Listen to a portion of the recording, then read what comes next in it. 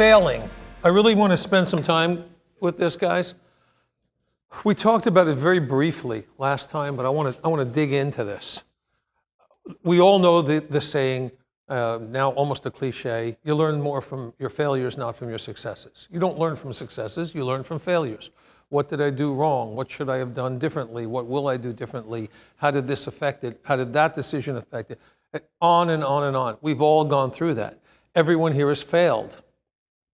And if we know for a fact that failing is our best teacher and helps us to gain greater successes, well, one would think, well, let's fail. Let's fail more often. Well, no, it's the biggest fear we have. Nobody wants to fail.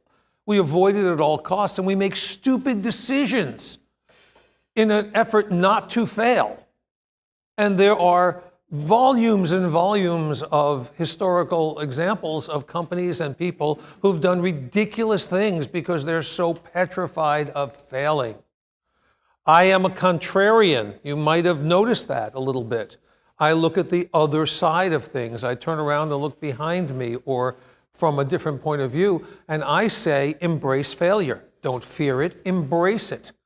But here's a great thing. When we onboard a client in the software company, we put them into pre-production. We don't put them live. We make sure they're working in pre-production first. Another example of that is staging. For every website I have a staging site. I make my changes in the staging site because it doesn't affect the real world. Why can't you fail in pre-production?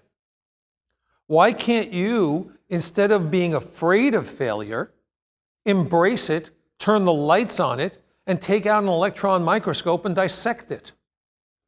As long as you do it in pre-production. Don't tank your company, just make a clone of it in your mind and go through various failure scenarios. The problem is people are so afraid of failing, they're not even willing to look at the possibility or what it will teach them. They just run from it. Don't run from it, embrace it, and fail spectacularly. You want epic failures. You want ridiculous failures. Because if it's our greatest teacher, let multiple versions of failure of the same thing teach you multiple ways to avoid it, which opens your eyes and insights to new possibilities and new learning experiences and greater knowledge and experience. I know it sounds like a Calvin Klein commercial, but it's true. So think about your company. It's not something we go around the room with. It's something that is very personal. You have to do it on your own. It also is something that you're welcome to call me and I'll work through with you offline. But how can you fail? Tony, you, among all the people here, could, I don't know if you are, but could possibly be the most worried about failure because you're writing copy that companies depend on to sell their products, and if it doesn't convert, they paid you a lot of money for something that didn't work. And Tony's sitting there going, oh my God, I never thought of it like that. Uh-oh, now I need therapy. Oh, no, you know this, of course. All the time, yeah. So okay. So I should be very proud of me that I'm not addicted to heroin. Yeah. Anymore. So for you, I think failure becomes one of the greatest writing tools that you have. Write something that's going to fail. Absolutely, put it down and say, because you're in pre-production, you're not handing it in, write something that's going to fail. And so if you write copy that's going to fail, you go back as an editor and go, whoa, I can see how that tanked everything. Okay, I need to work around that. Oh, but wait a second, there's a great point in here.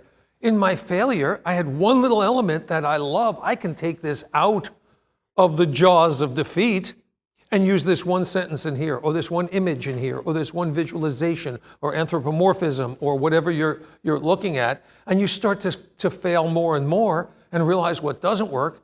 It opens you up to all the things that do. Because it's not just 180 degrees opposite of what doesn't work. Sometimes something can be off just a few degrees and tank and not succeed.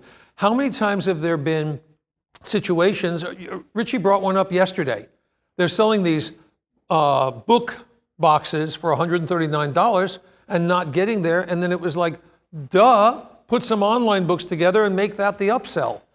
That's not 180 degrees. That's just a little zig, a little shift from where they were. So by failing, it's not that you're doing something 180 degrees different. Look at failure as, okay, how many degrees do I have to move this needle until it becomes successful? Oh, I'm only off a little bit. If I change this word, I've got a very powerful thing.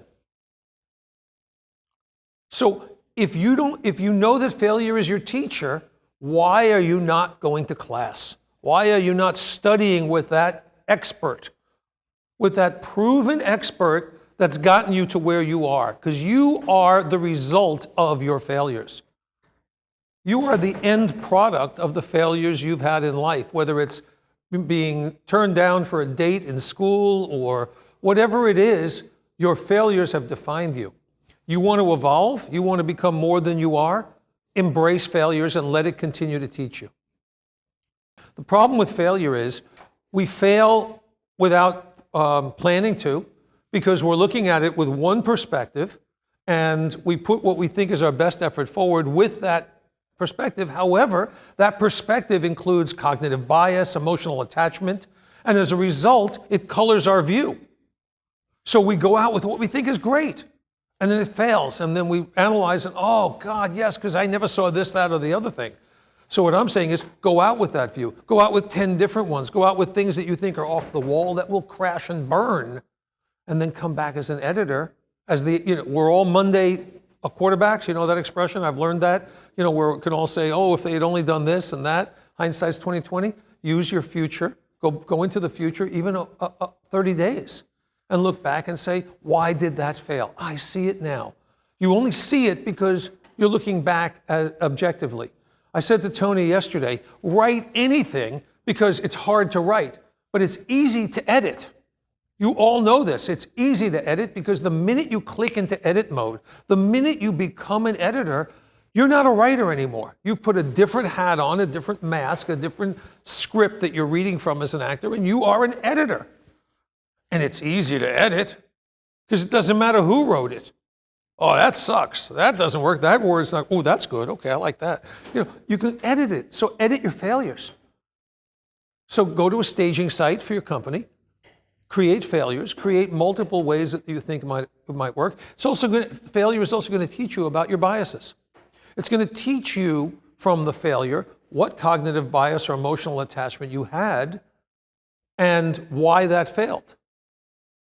Someone came to me, I may have told you this last time again, forgive me if I repeat it, but someone came to me at another marketing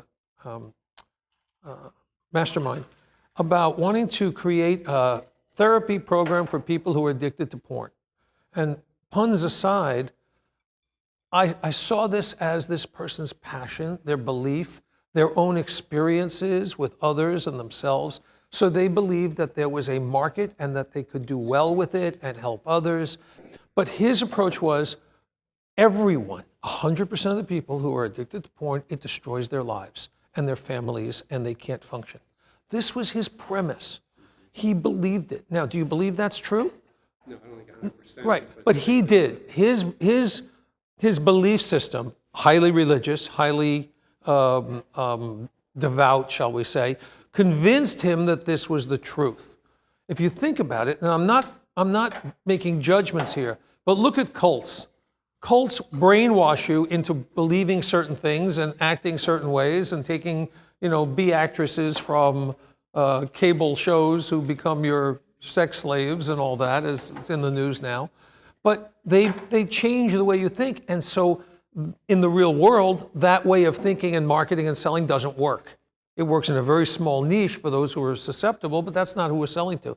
So I said to this person, I said, the majority of men who are addicted to porn, A, will not admit it, B, don't think it's a problem, C, it doesn't get in their way, and the ones who are chronic, where it does affect them, have a support system around them most times, whether it's religious or family, who say, you need help, let's go to a therapist. So how are you going to find those people that you believe? And I started dissecting this whole thing and showing him his bias toward it and his emotional attachment to it. And by the time I was done dissecting it and launching it in a staging environment and showing him the results of it, he decided, oh, I'm not going to do that. That's crazy. I could never sell that. He didn't get it. So I'm using that as an extreme example because your biases will be much more subtle But trust me when I tell you, they are there. To go one step further, your worst enemy is your brain. It's you.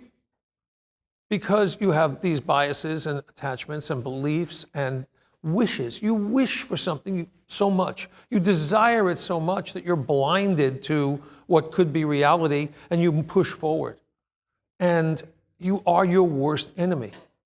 And you need to overcome that. The best way to overcome that, I said yesterday, I'll say it again.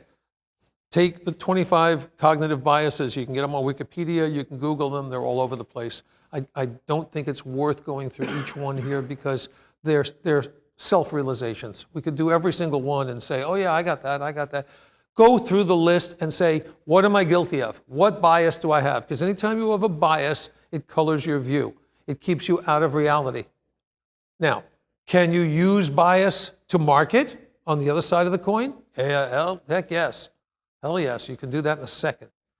So people have this bias, let's market to it. I'm not above that. I just don't want to have that bias myself because that prevents me from marketing. Does that make sense to everybody? Okay.